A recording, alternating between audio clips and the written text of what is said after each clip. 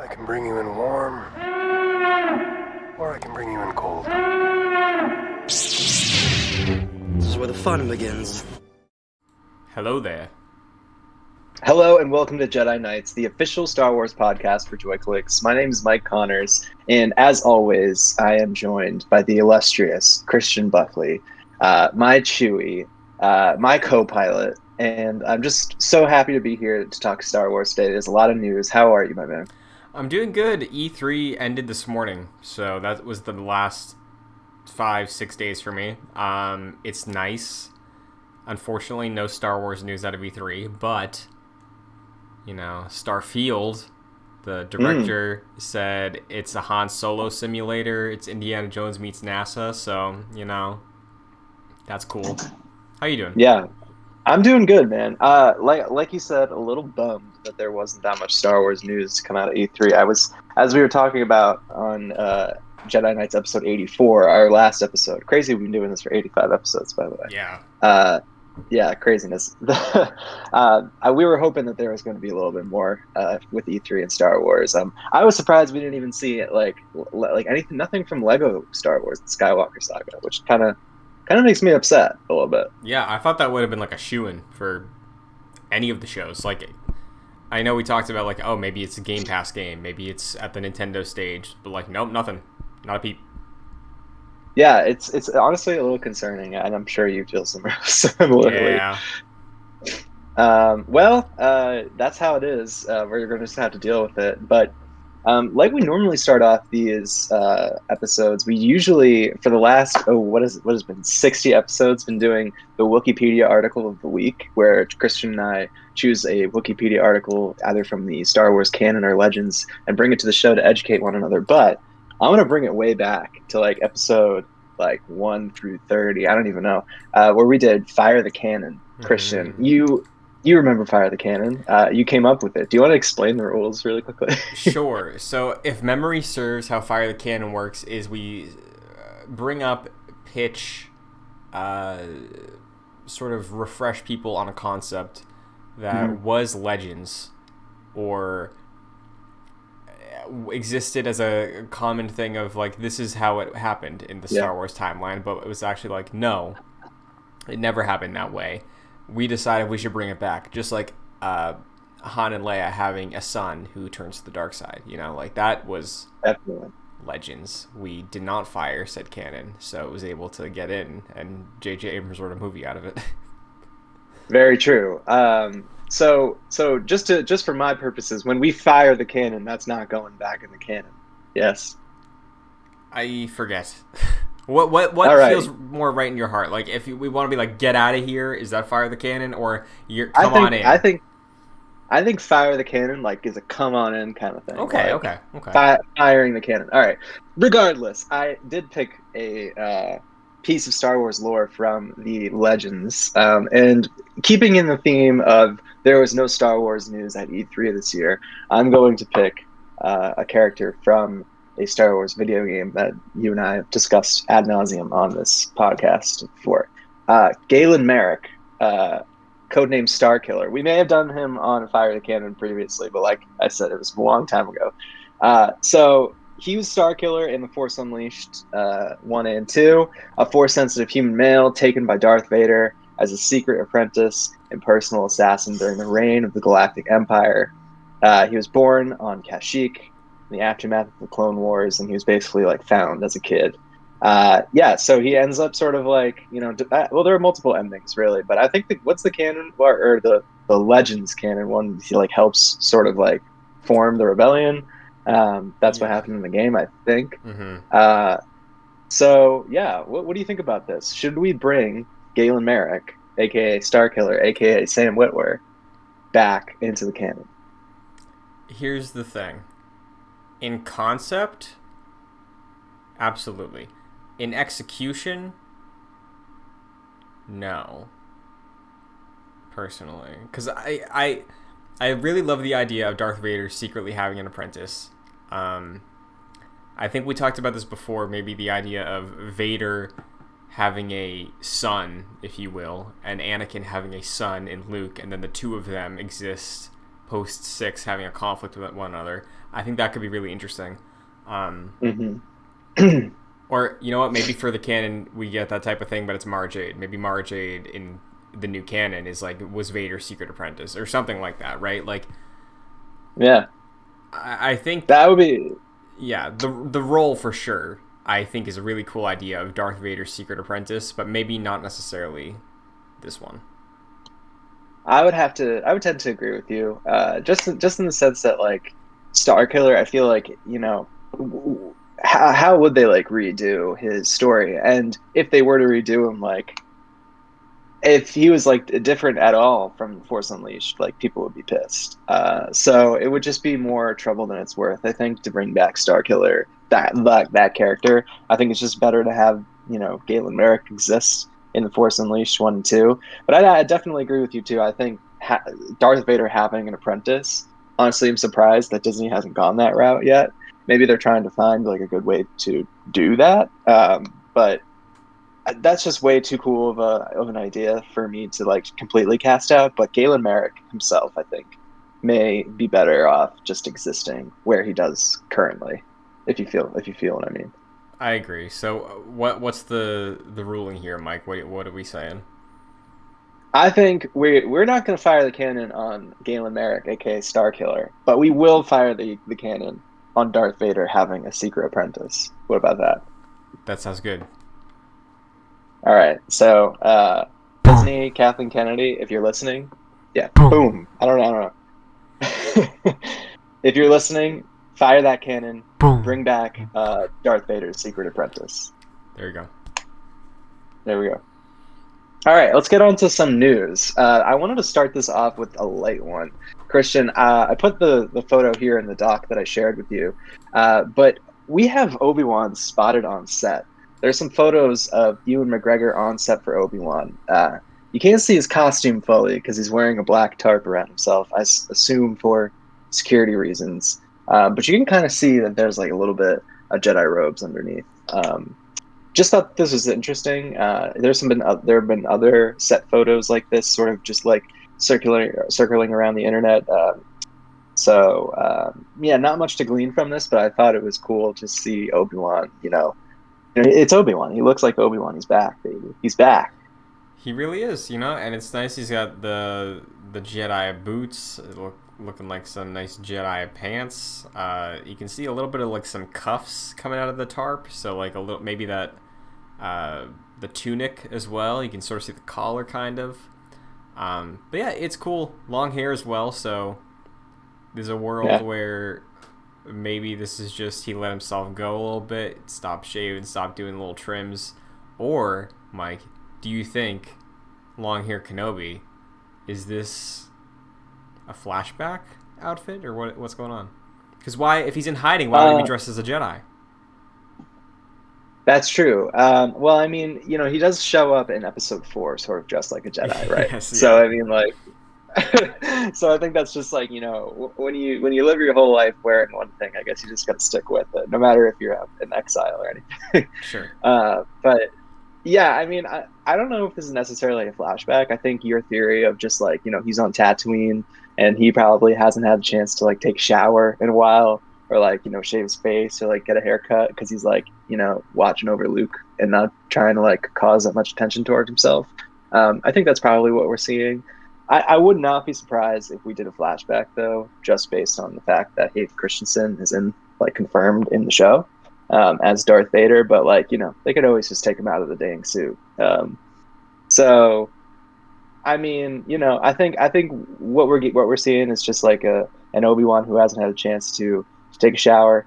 Maybe he's just a little angsty and a little sad over like what happened. Order 66 probably really traumatic for him, and he's probably gonna have to reckon with his own personal emotions and the prior dogmatic teachings of the Jedi Order in this show. So maybe that's supposed to reflect his internal struggle. You put that very well. I think that's probably what's going on here. I don't think this is Clone Wars, so you are correct. I rambled on, but that's my English teacher sort of analysis of it. There you go. Very nice. So yeah, keeping with the TV show news for Star Wars. This is something that you sent me over the past week, Christian. Saw Gerrera is coming back, baby. He's coming back not just in animated form, which he came back in the Bad Batch and we all loved it. Yeah. But he's coming back in live action form. Forrest Whitaker, one of the many Rogue One alumni, he's set to appear in Andor. This is pretty hype, honestly. I love Forrest Whitaker's take on this character.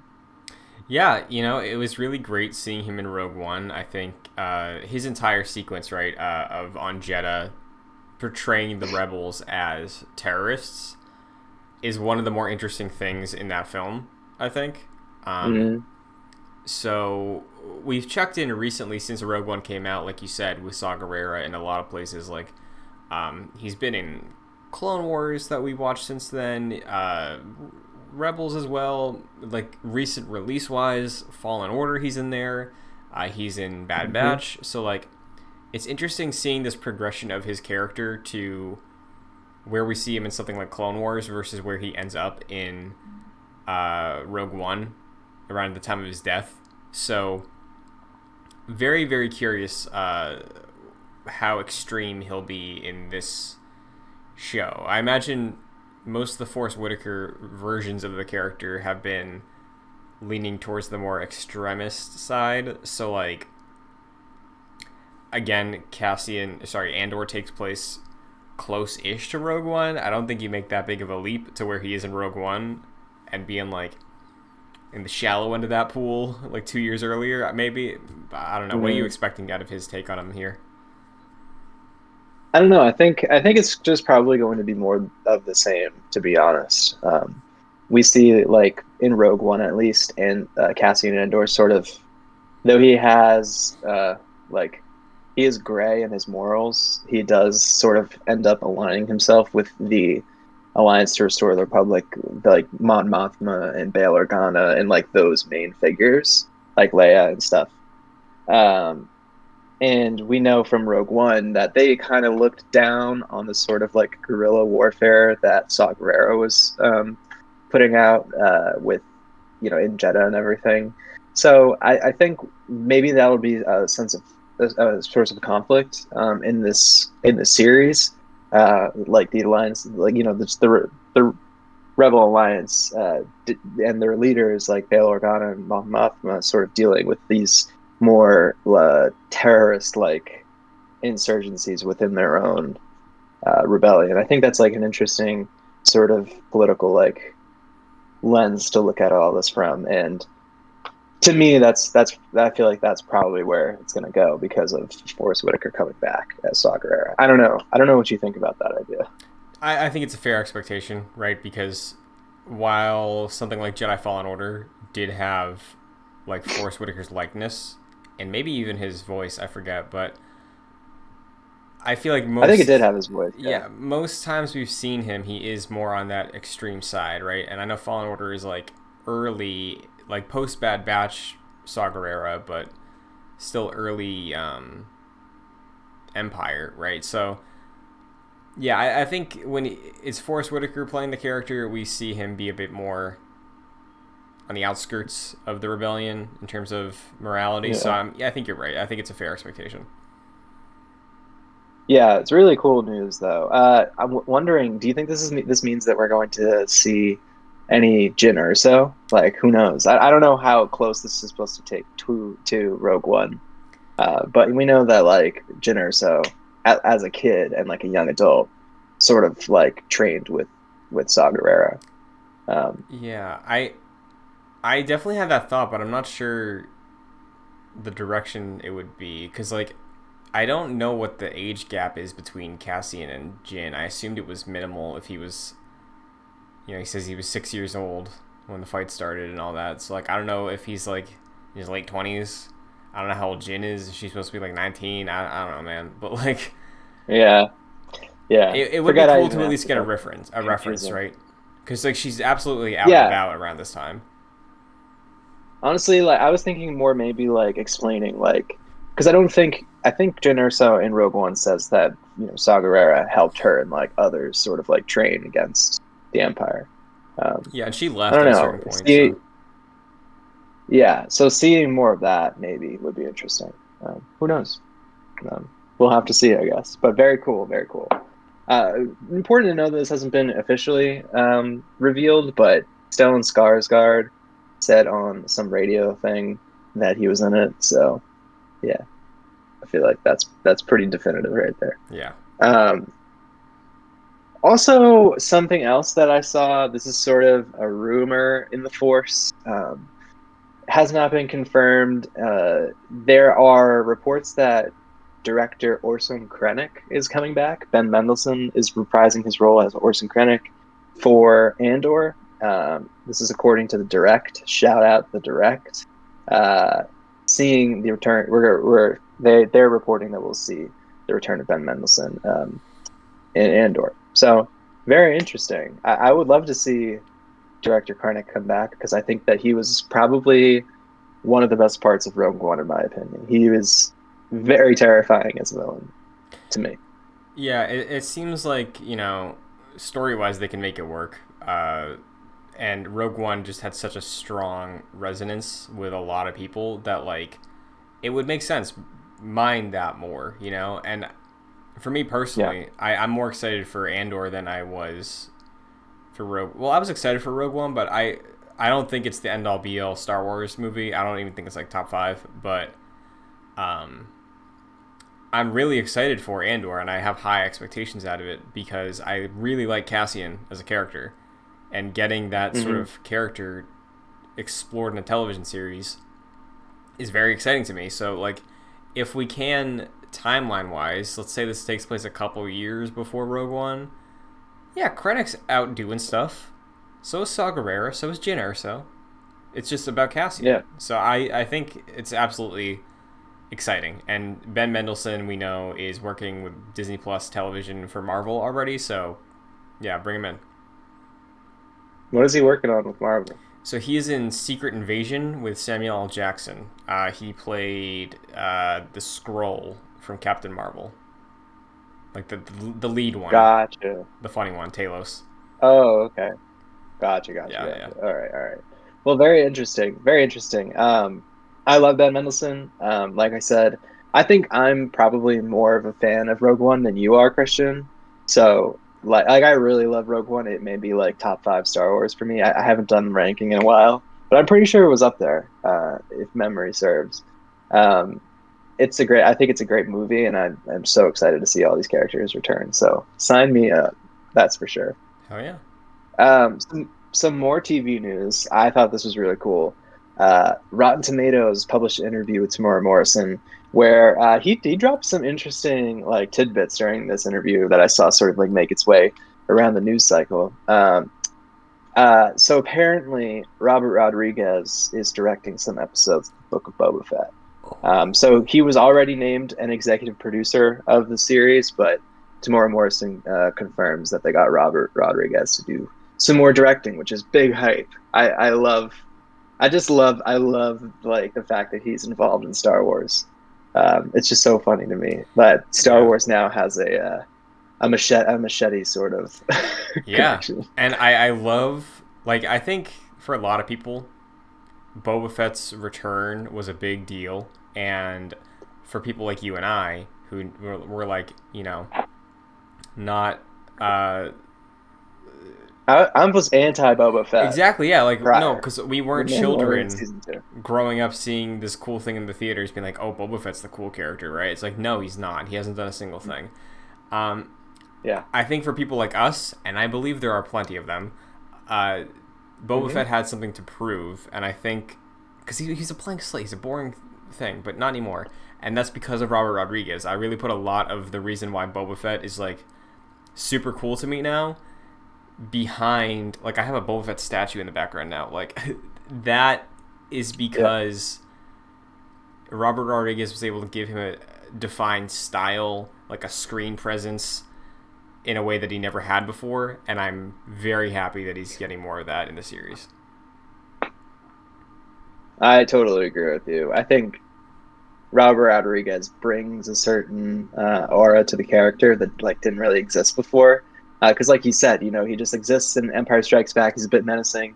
yeah, kind of cool, I guess. And then he just like dies in Return of the Jedi. Yeah.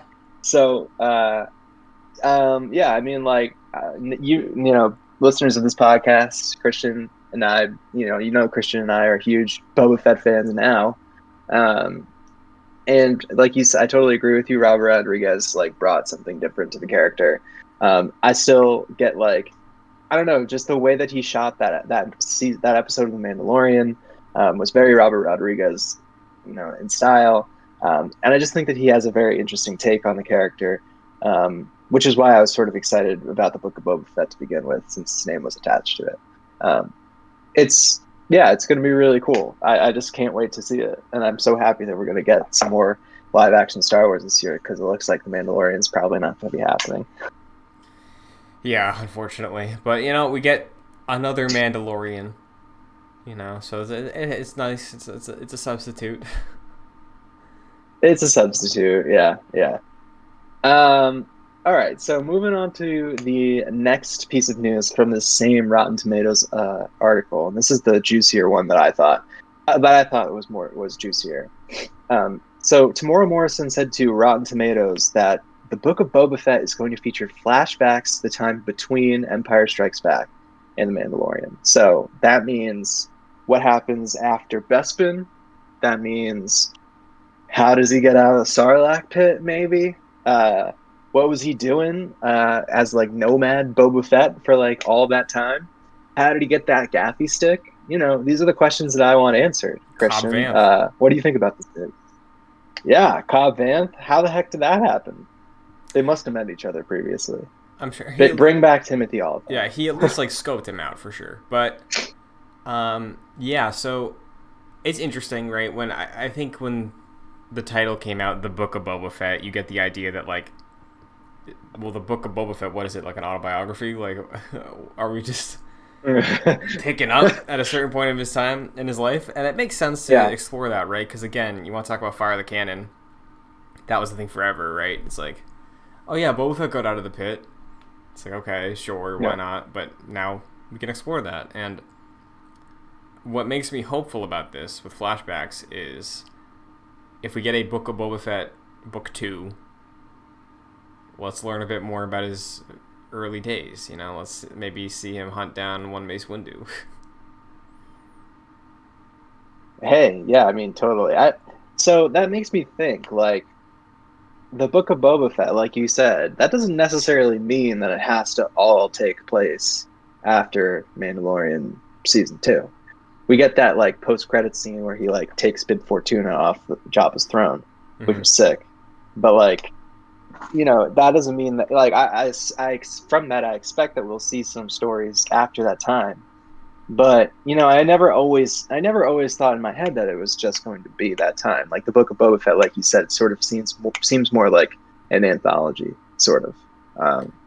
And it would be interesting. Like, do you think there's a possibility that we're going to get like entire episodes, maybe just like based in like different times in Boba Fett's life? That would be really cool to me. Or do you think it's going to tell one more narrative story, like after Mandalorian? If it were up to me, yes. That exactly. Yeah. Like different periods of time per episode. If I'm being realistic, we do that across multiple seasons. We milk this thing, like I think that is maybe what's likely, and it does make sense. Like the popular thing about Boba Fett is the Sarlacc pit, right? So in season 1, if you're talking about, hey, this is how this dude survived, this is why he's still here, sure, do that. And I mean, I'm with you. I am expecting a little bit of progression on the Mando timeline, but look at Jabba, look at Bib. You sit down on that throne, I don't think you're moving much, Totally. Yeah. I mean, it just makes me think sort of like if they did go that route, just, hypothetically, they chose to make the Book of Boba Fett, more anthological. I don't even know if that's the right word. More like an anthology, sort of like made different episodes, different periods in Boba Fett's life. At a certain point, like, isn't that just the Mandalorian, but just like with a different character? In a way, like I feel like it's what Jon Favreau maybe originally thought the Mandalorian should be before they were like, yeah, we're not going to use Boba Fett though. So you have to come up with a different guy. Yeah. That's like sort of the vibe. Like I just wouldn't want it to feel like Yeah, and I think it won't. I think now that we have an established tone for Mandalorian and we see someone like Robert Rodriguez introduce Boba Fett and act as a producer on the show, like, I think Boba Fett's defined enough of a difference where I think just look at what the two characters have done on screen in their entirety. Like, Din Djarin will do bad things, but he usually is doing them for a good reason. Boba Fett, I think, is much more cold, where he has a code, he has honor, right? But you piss him off, you're fucking dead. You know, like, I think yeah. he will not be afraid to pull the trigger. So, like, I think we can maybe explore that a little more in the Boba Fett series. So there might be a bit more of a ruthless feel to it, where I think in Mandalorian there is so much of that heart, because it's not about like the cool bounty stuff. It's more about like the relationship between the two of them. Where Boba Fett, I think, is going to be this like tale of this legendary bounty hunter who has killed a lot of people. You know. Yeah, just like, it's basically just going to be like Boba Fett kicking ass for a whole Exactly, season. yeah. So I think it will feel different enough, but I definitely see where you're coming from. I think that's fair, and maybe we end up in a position like that at the end of it all, but... So, I kind of just feel it's fun sort of running with this hypothetical. So say they do it like an anthology. What are some of the Boba Fett stories that you would want to see, Christian, like the most? I mean, Sarlacc Pit is obvious, I think. Yeah. Would be cool to explore, I think, pre-original trilogy. Like, I've said it a million times. I said it 10 minutes ago, but like, yeah, show him hunt down a surviving Mace Windu so he can get Samuel L. Jackson to be the character one more time, like he wants to so badly, and you just get a good resolution on that, right? Because like, I think Boba Fett, you want to show how he became a legend, right? I think the way you do that is by having him kill the potentially most powerful warrior swordsman Jedi in maybe a public place. I don't know.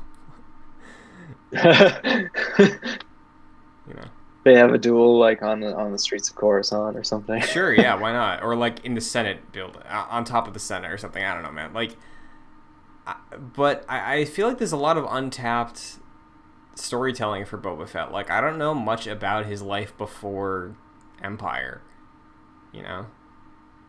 Yeah, we sort of have those or not those flashbacks. We get like a glimpse into what he was doing with the Clone Wars. He starts doing his bounty stuff at a really young age. He like hooks up with like, I think it's like not Cobb Vanth. What's the guy? I'm totally blanking on his name. Well, I think Bosk is in the Clone Wars, but the guy with the cowboy hat. What the hell is his name? Cad Bane. I can't even remember right now. Cad Bane, yeah, very similar to Cobb Vanth in my head for just that moment. Cad Bane, he like hooks up with him and starts doing some bounty hunting stuff at a very young age. So it would be interesting to sort of maybe get what he was doing pre-Empire, like you said. I also think him hunting down Cobb Vanth, like you said previously, too, would be a very interesting thing to see. But yeah, I totally agree with you. We need to see more Boba Fett stuff. Yeah, and it's worth remembering it is a limited series. This isn't going to be a full-blown like 8 episodes Mandalorian season, so it's probably going to be pretty tight. And I think we could absolutely explore more time periods in the future. Because this show, I'm sure, is going to do very well. Probably going to have higher numbers than Mandalorian, if I'm being honest, because Boba Fett is just more recognizable. Mm-hmm. So, yeah. Honestly, I hope like it's not so definitive of an ending of the show's like doesn't have such a definitive ending or whatever, that we can like maybe possibly get more in the future, because I'm always down to get more Star Wars stuff, unless it doesn't make sense. Just really hype. You know how it's gonna go? It's gonna be modern day, sitting on the throne Boba Fett. He's gonna be narrating his life of a specific time, how he got out of the Sarlacc pit, right? And then we know Fennec Shand is there, you know, probably having a life debt with Yeah. him. She's documenting it, like in a little book, right? In a nice womp rat skin journal, and Yeah. the every episode is like she cracks it open. He says like, now we talk about this, and then she writes it all down. And at the end of the season, she puts it on a shelf behind him, and we see this big space on like the right side of the frame. It's like, okay, we have the book here on the shelf. There's a lot of space on this shelf for more books. And season 2 is the exact same thing. That would be cool. That's sort of like what people are expecting with the Lando show in a way, with Billy D. Williams sort of like narrating Donald Glover, which would be very cool. Yeah, that's like always an interesting sort of like trope, like an expositional trope, a way to tell a story. It reminds me of the Young Adventures of Indiana Jones. I don't know if you've ever watched I've that. seen a couple, yeah. Yeah, yeah. So that would be really cool if they sort of like leaned into that. You know what? I've said it 1,000 times in this podcast. If it's Star Wars, I'll watch it. So put it in front of me. Let's just do it. So wow, so much Boba Fett news. But you know, I think it's time that we turn around and we talk about something else. Still in the realm of Star Wars, not in the realm of TV, but rather in the realm of film. So the Loki showrunner for the show Loki, which, you know, I watched the first episode. It's pretty good so far, Christian. I don't know if you probably watched it too. I did, yeah. Full review on Excelsior. Check it out. Yeah, go check that out. I'm sure Christian and Jack are going to be tearing that thing apart and giving you the good news and the good tidbits on the first episode of Loki. Go check that out. Excelsior on JoyClicks. But the showrunner, Michael Waldron, confirms sort of that he's working with Kevin Feige on Kevin Feige's Star Wars film. So the man behind the Marvel cinematic universe, Kevin Feige, we know that he's working on a Star Wars film. We have no idea what it's about. We have no idea when to expect it, but it's going to happen. And Michael Waldron's working on it with him, kind of, I guess. He said to GQ, who asked when asked by GQ about his collaborative process with Feige on the Star Wars movie, he said, very early days on Star Wars. So I guess some context, Deadline had reported that Waldron was tapped to write the movie, but Feige, Feige, I guess, acknowledged it as a leak. Oh, so I guess I read that wrong. I guess it is totally confirmed. My bad. So yeah, very interesting stuff. But I guess it shows that they're not really that far into writing it or doing anything with it. So I guess we'll have to wait even longer to see anything from it. Sure, yeah. And I mean, in terms of just getting an idea, maybe, of the direction, I know Loki out the gate is very much dipping into the multiverse and different realities and time periods. Maybe this is that elusive project that goes into the world between worlds a little bit. Personally, I don't know if that's something they'll ever get into on a film. Like, I know the Ahsoka show seems like it's going to do that because of the logo, but like, man, as much as everything in Star Wars that's on Disney Plus is canon, that's not, Legends. I will be baffled if like the dagger, the Mortis stuff, I'll be baffled if that ever makes it anywhere near a theater screen. Like, there is certain things in Star Wars that are canon that I don't think will ever make it beyond TV. Yeah, you think they're too niche in a way that like a broader audience would just it would just probably muddy up the rest of Star Wars in a way that just doesn't make much sense. I think in a movie, in like a 2-hour movie, if you get into like the Mortis stuff or things like that, or oracles or the wills, like, you get a lot of people that will just be like, where are the lightsabers? What is this midi-chlorian BS all over again? Like, I think like it works in some scenarios, but for theater stuff, probably not. So. Yeah, I mean, I the thing is like when you were saying like, oh, Waldron's Loki sort of like deals with the multiverse and all that kind of stuff.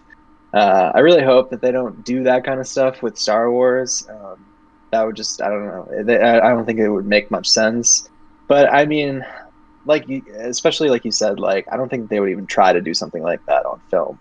I think the world between worlds may be a little bit different than that. Yeah. Um, they'll Same probably, realm. I'm sure Dave Filoni's got his own.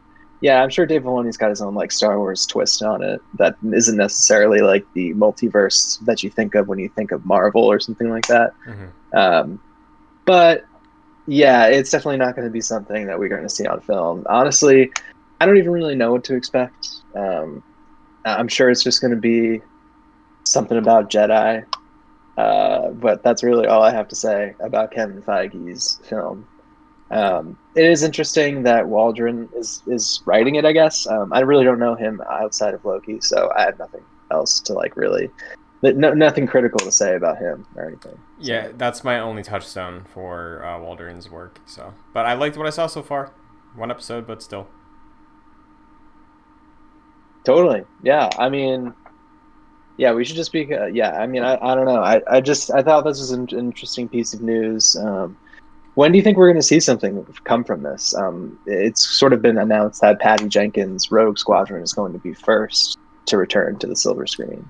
I also read something, it didn't include it on the doc, that Taika Waititi hopes, but he's not sure, that that he'll do Star Wars next, as like his next project. But he's got a lot of stuff that he's dealing with, like a lot of things that he's working on.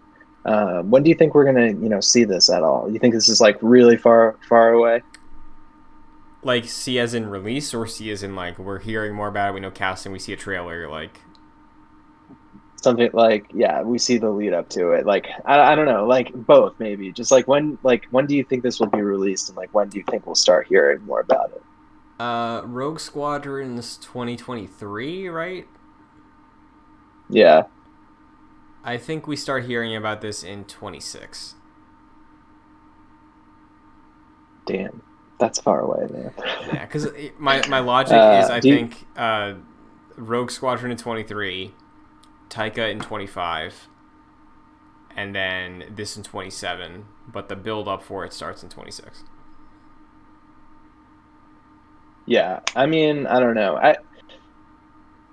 I hope that we see it sooner rather than later, but again, I don't want them to rush it. And I'm sure Kevin Feige and Michael Waldron are very busy doing Marvel stuff. So we got a good slate of Star Wars stuff to be looking forward to. In the meantime, when it comes to TV, hopefully the Ahsoka show goes into the world between worlds. Cough, cough, looking at you, Dave Filoni. So there's a lot to be looking forward to. And Kevin Feige bringing his touch to the Star Wars universe is just one of those. So very excited, very excited. Oh yeah.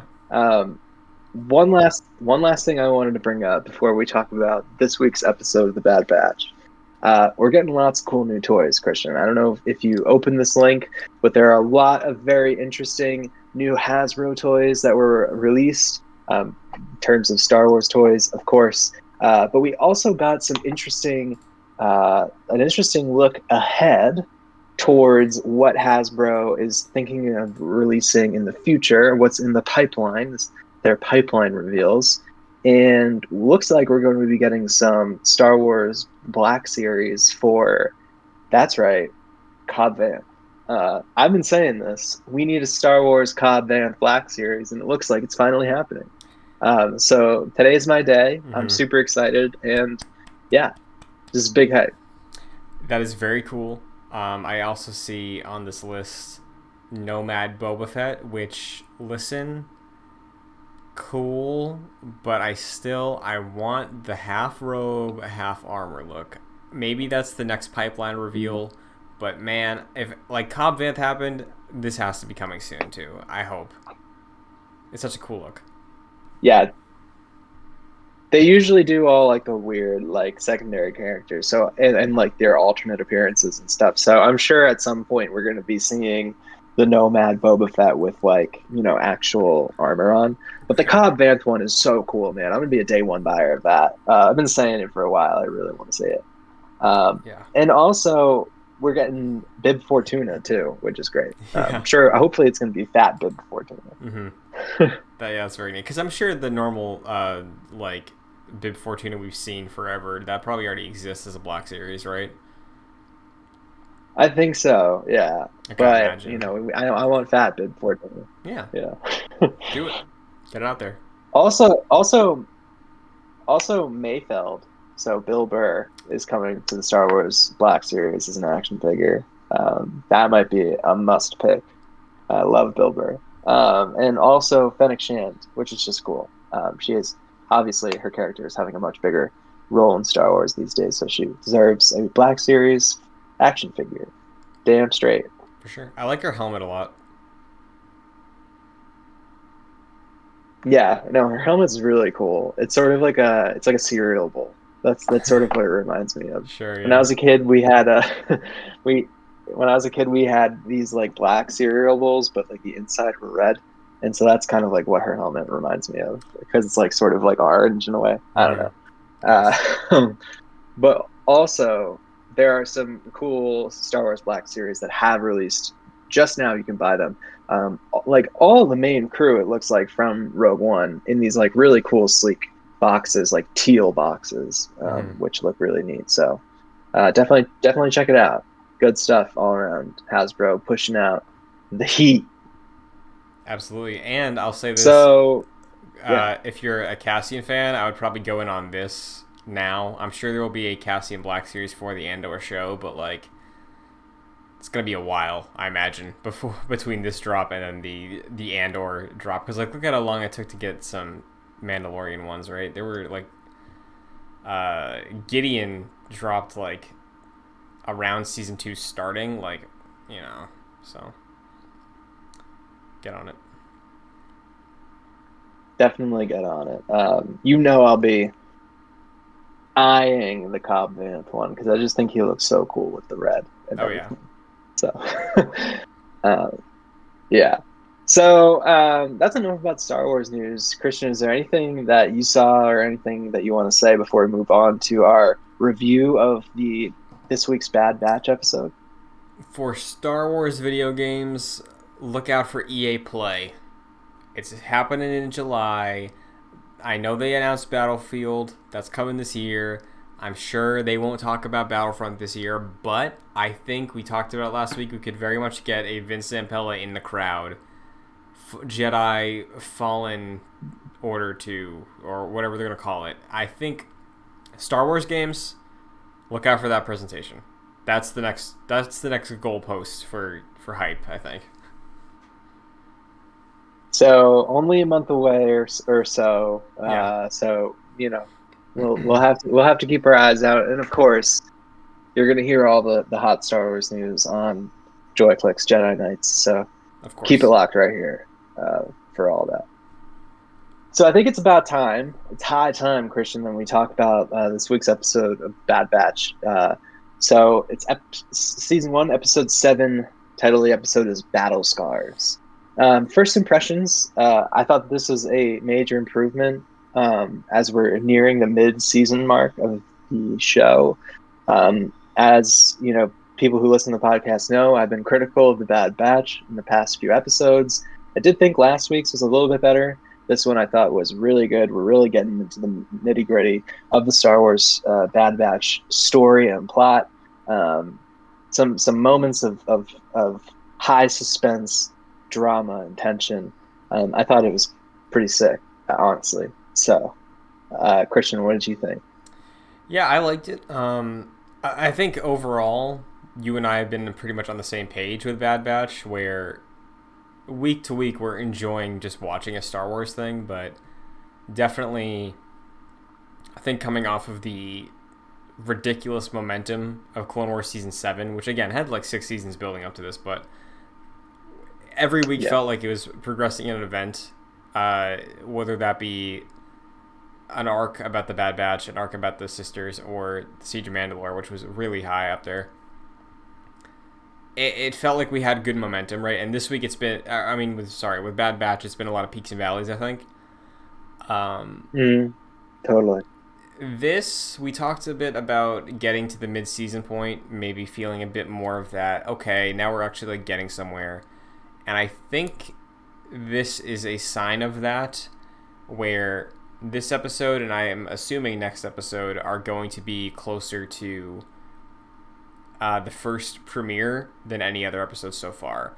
And we can get to this, but I just hope that sticks throughout the remainder of the season, because we have been building to a point with these last 2 episodes where the Bad Batch are trying to settle somewhere, getting more used to being mercenaries in the world of Star Wars, and then, things don't go how they expect it to go. But yeah, I like this one a lot. I thought it was maybe the strongest episode since the premiere. Maybe, I don't know. What do you think about that? Yeah, I mean, I think that's probably an accurate statement, to be honest.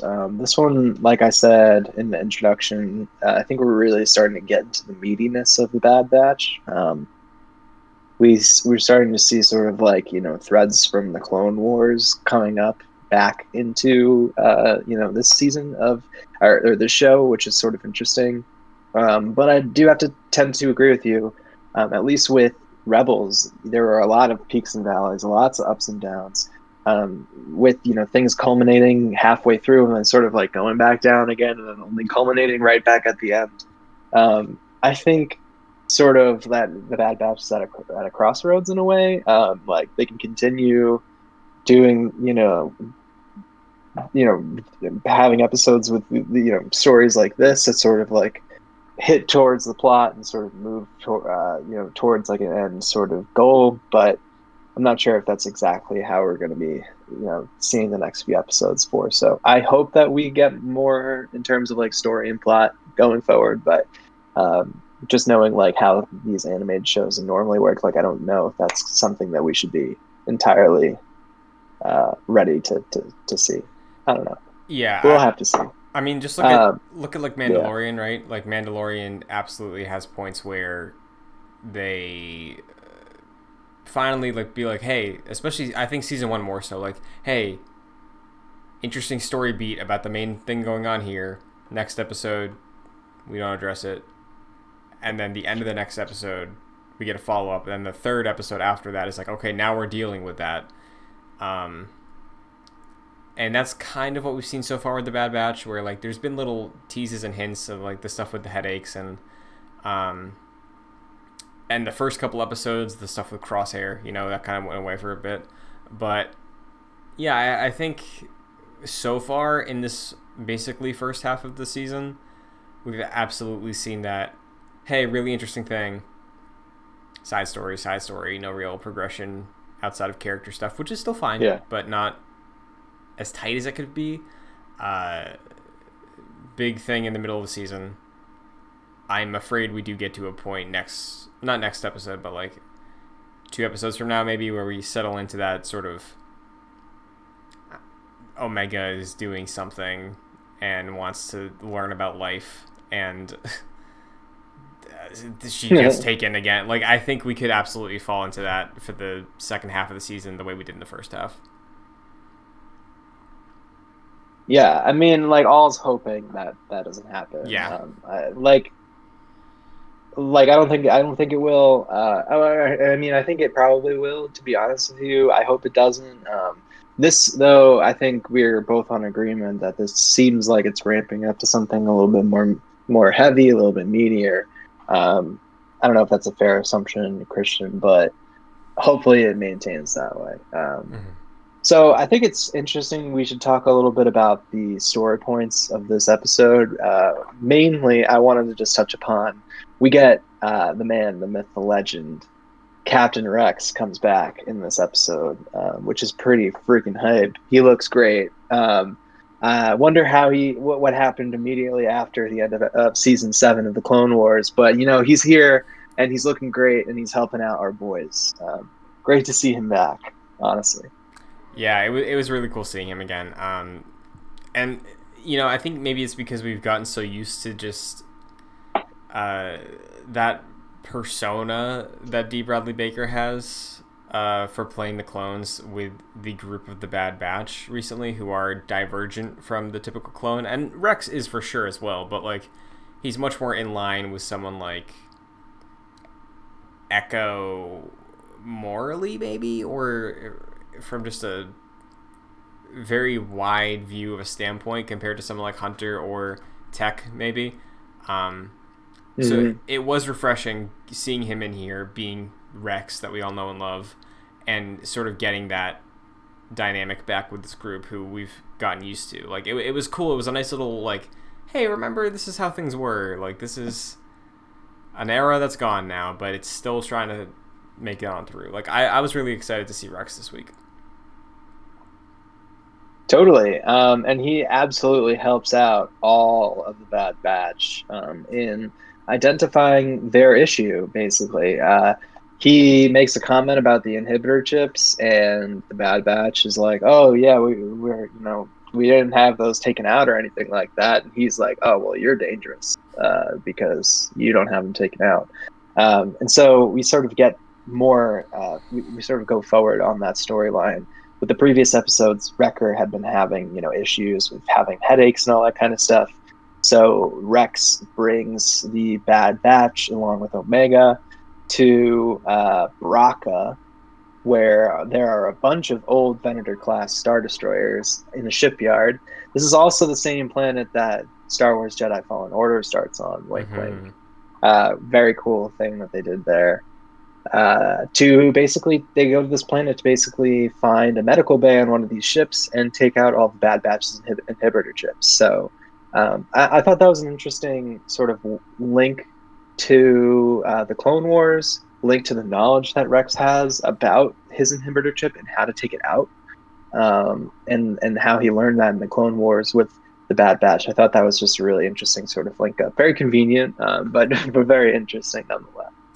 Yeah, and I have to wonder also, like, I know he, in Clone Wars, took care of himself, or Ahsoka did kind of, but, like, I wonder if he's had to do this again since then. Like, do you see maybe a little avenue where there's maybe a reserve group of clone troopers that have been de-inhibited?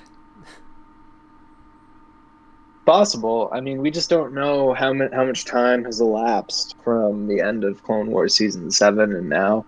You'd have to think probably not that much time. Yeah, like maybe a couple weeks. So I'd say like maybe that's unlikely. Yeah, it seems like that might be unlikely, but there's no reason why Ahsoka couldn't have. Rex is a smart guy, obviously. There's no reason why Ahsoka couldn't have been like, listen, man, like this is what was wrong with you, and like this is what I did. And like, just so you know, like one of those sort of things. So I'm not sure about that. I mean, certainly, like he definitely helped all of the Bad Batch take their inhibitor chips out. So that was a question that we were having, earlier about, if the Bad Batch were slowly going to sort of like turn into Crosshair, and we get Wrecker sort of at the last second have Order 66 kick in. But they're able to still quell him without killing him, essentially, and take out his inhibitor chip, so he's back to normal.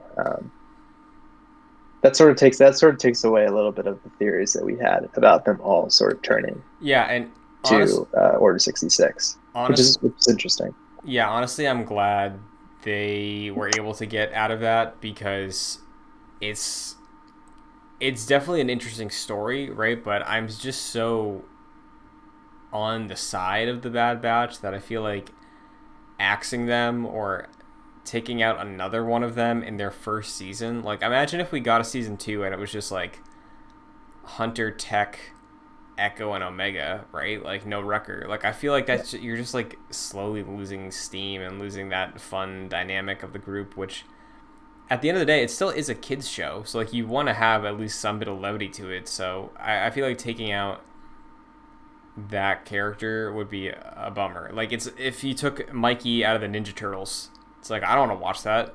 It's like it's not like it's the Mikey show.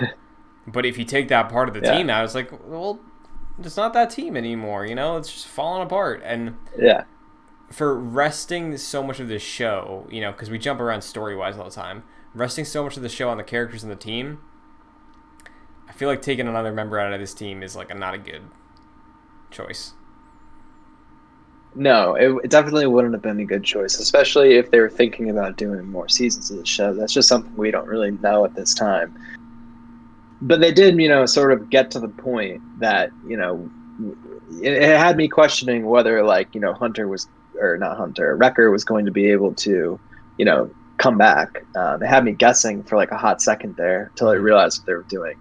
Um, so at least they were able to sort of explore that without um, without the consequences of actually going through with it, if that makes sense, Yeah, yeah, yeah. I think it was a Uh, interesting little story to tell, and there was absolutely a lot of. We weren't alone with thinking Wrecker would turn or something, So I think it was an interesting way to do that yeah. payoff.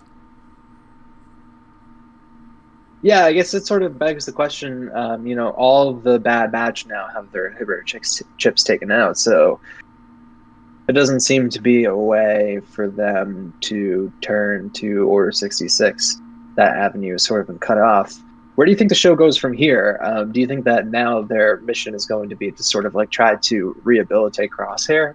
Or do you think they're just going to try to like run away for the rest of the season? Like, I just don't really know where we're going for like a major conflict now that this is, because Crosshair hasn't even been in the show since, episode 2. So I think we should start like a Joy Click's Jedi Knights Crosshair watch. It's been like 5 Sure. episodes since we've seen him last.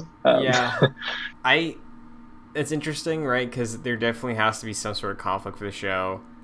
Uh, I could see a world where what ends up happening is because we've seen Hunter make this call already of like, "Hey, Crosshair, it's rough, but like we can't," Um, Yeah, I could see a world where because Omega is the one they need, we're assuming for this super clone army.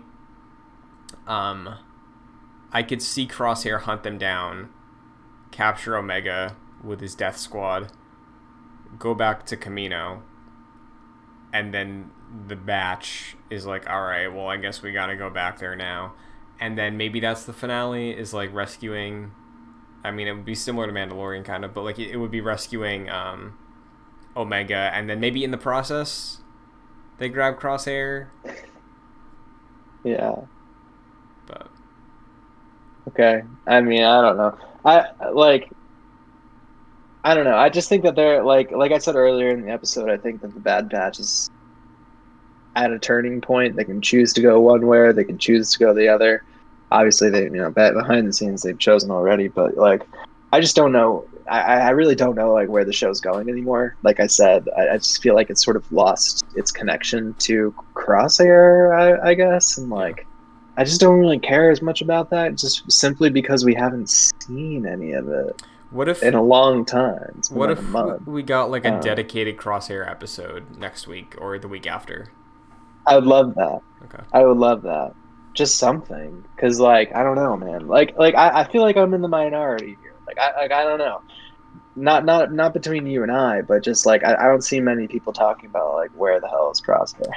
I mean, to be Like, completely honest, I don't see many people talking about Bad Batch on my timeline. Like, I know the fair enough. enthusiasts and the people who like run podcasts for sure are watching week to week theorizing and all that, but like, uh, Twitter Twitter is the most mainstream thread I can get, and I think my Twitter is still even like niche. But on TikTok, I follow a lot of Star Wars people, and there's like one or maybe one or two Bad Batch things that pop up on my feed every week from some people I followed that like at the height of Mando speculation and hype.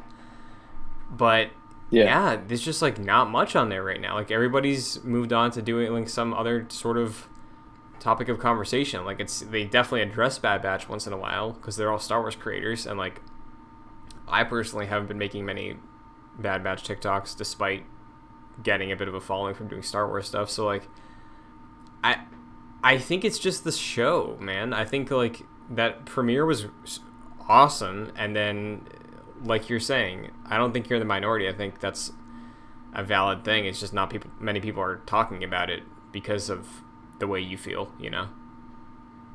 Yeah. It's kind of a shame. I mean, I'm still hopeful for it. And I still like watching it every single week. It's not to say that it's like bad or anything by No. any stretch of the imagination. Uh, it's definitely good. I enjoy watching it every single week. I think it's great Star Wars. I'm just interested to see where they go. I'm not really holding it to like, I don't really have like super high expectations for it. I just hope that it can tell like a decently well thought out story, with Yeah. the remaining episodes that they have. And This like one was, like I said, a major improvement. I really enjoyed it. mhm. So and like I, I feel like we're on the same page where like I don't need this show to be groundbreaking anymore. You know, as long as it's week to week, I'm having a good time. We get a cool revelation here or there. Like, I'm fine with that. Honestly, it doesn't need to be incredible. You know, like I think post like hot off Clone Wars season 7, hearing this announcement, I think expectations were very very high for me at least. That's why I was so excited for it all the time. And yeah, I'm still enjoying it. It's just not the direction I thought it would take, but that's not bad, you know. no. I like, it's still fun. It's still a fun time. Yeah, for sure. I enjoy watching it. Like it's not like a drag or anything like that. So at least we had that, right? At least we're getting some Star Wars stuff, and I'm always thankful for that. Yeah, So and it's that's not. where I would like to leave it off today. Yeah, and it's Unless not. you have something else to I say. I was just gonna add on too. It's not like it's a big investment every week. It's like 20, 30 minutes. You know, it's fine. Yeah. So No, and like as a Star Wars fan, that's a 20 to 30 minutes that I will gladly spend watching some piece of new Star Wars content. So, yeah, because like I mean, I'm sure there are plenty of Jedi Fallen Order fans that don't watch the shows that they hear Baraka, they see that planet, they're like, oh, you know, like so it's cool. It's fun little nods like that, you know. It's not a main event. oh yeah, It's just to be fun, have a good time, have a blast with Star Wars, and it's not bad. So it's fun. absolutely, absolutely. Well, that's what I have to say about Star Wars, the Bad Batch episode 7. I think Battle Scars. I'm excited to watch the next one. Talk about it next week on JoyClick's Jedi Knights. Yeah. Christian, anything else you want to say? I think much like the film sagas, Episode 8 will be a groundbreaking one. So looking forward to it next week. Okay. But All right. I'm hoping. I'm praying. I'm hoping. Let's get it. oh yeah. All right. So why don't you take us out to sea, Christian? You're always the one who does that. You're so much better than I. Thank you, Mike. I don't think I'm better at it, but I appreciate the compliment. You know, like, Yeah. where can everybody find you, Mike? Starting off. Oh yeah. Find me on Twitter at Mike P Connors. Very nice. You can find me on Twitter, Twitch, and TikTok at Shun2D2. This show is available on youtube.com/joyclicks under the Jedi Knights playlist alongside the playlists for Excelsior, which we mentioned on the show, Loki reviews every week. Look forward to it. Gamescast, Long Play Club, any other stuff we do. All of our E3 reactions are up on the channel. Gamescast this week will have There are lots of them. oh yeah. Gamescast will have an E3 review as a whole later this week. And if you want the audio version of Jedi Knights, you can check it out on Apple Podcasts, Spotify, your service of choice. Just look up Jedi Knights or JoyClicks. It'll pop up as one of the podcasts you can find. If you enjoy it, though, and you can rate and review on your platform of choice, it would be greatly appreciated if you did, because it helps the show reach more people, helps us out a ton, and takes a quick second. If you want to get involved further, patreon.com/joyclicks at the $1 and $5 tiers. $5 tier gets you producer credit on this show and every show, like Chris Sakas, Aaron Easton, and Charles Applin. So thank you very much. And that is episode 85 of Jedi Knights. Next week we'll be back for 86, Oh, 88. No, not feels like episode 8. feels like just yesterday we were doing episode 66. Christian, where I has know, the dude. time That was 20 weeks gone? ago. Uh, That's insane. I know, crazy. Yeah. Literally, literally does not feel like it. Yeah, does not. But until next week, we're fine. Everything's fine. How are you? May the force be with you. Oh, yes, you're right. Beep is up.